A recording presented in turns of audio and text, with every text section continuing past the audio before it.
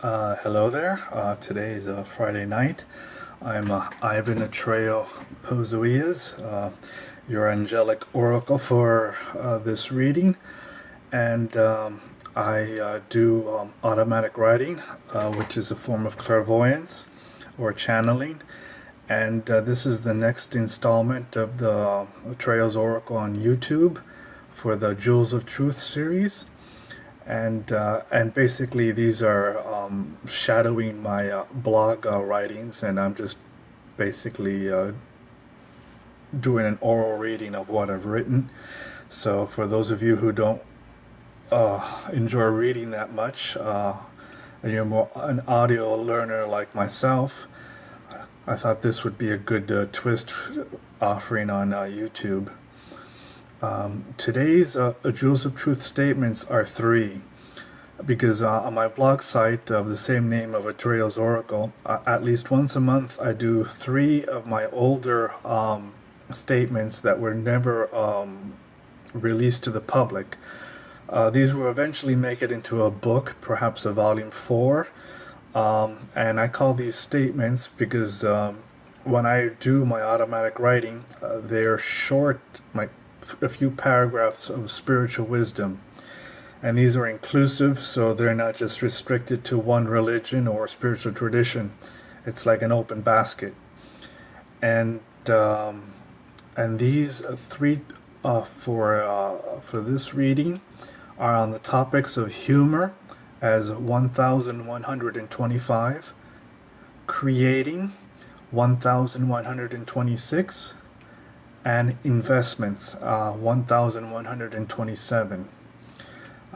So I've written in the general body of my dialogue with the angels around 2,300 and close to 40 something statements in these 21 years of time, and I've only been sharing them for the past 11 years, and that's how old my blog site is at Google's Blogger.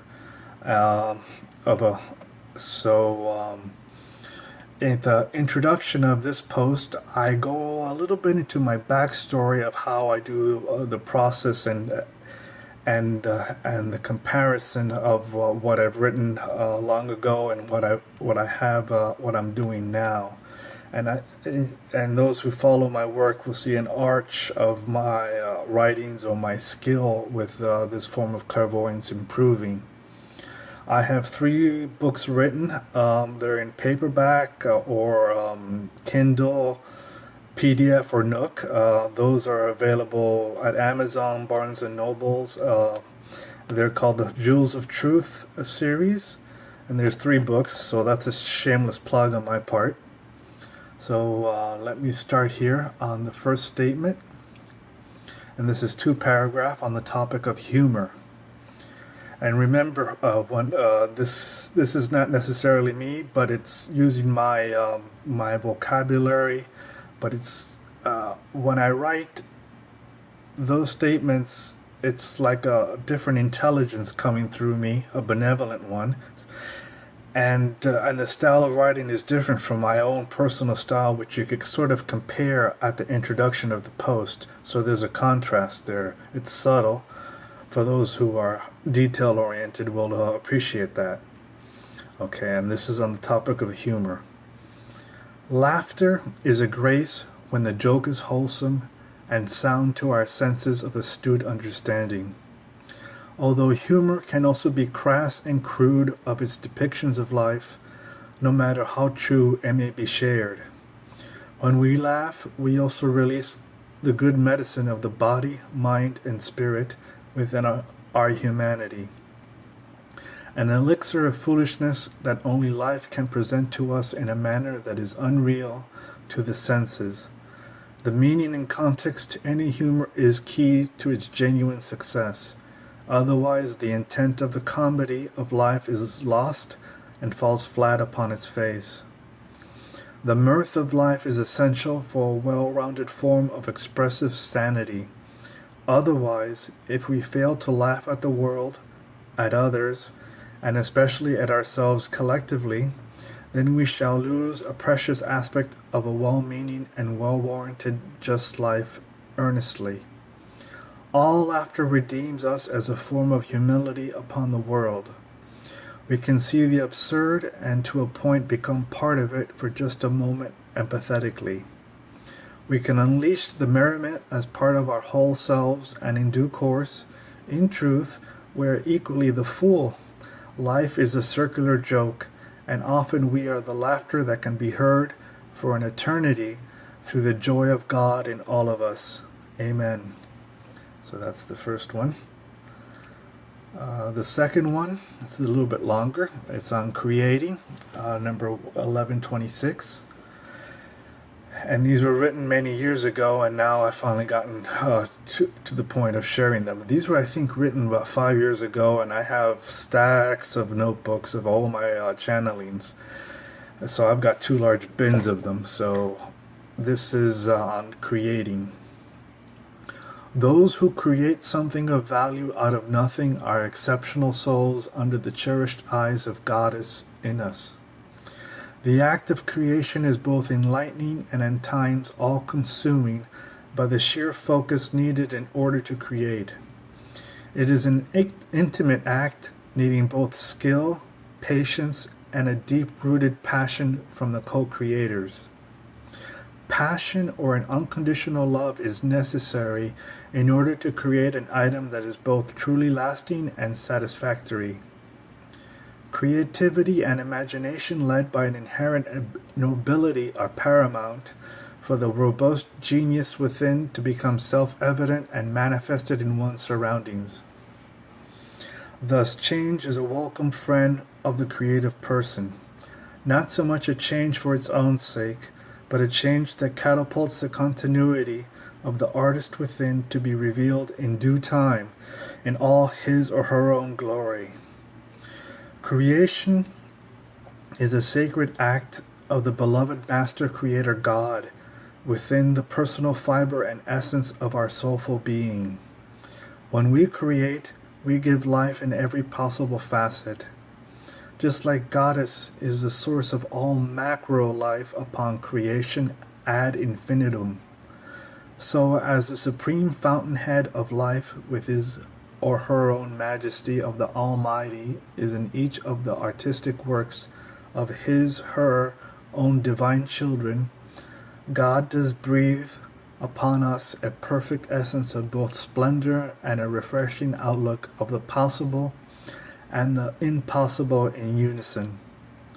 When we create with others as cherished people, the very act becomes a multiplied force of wonder come alive.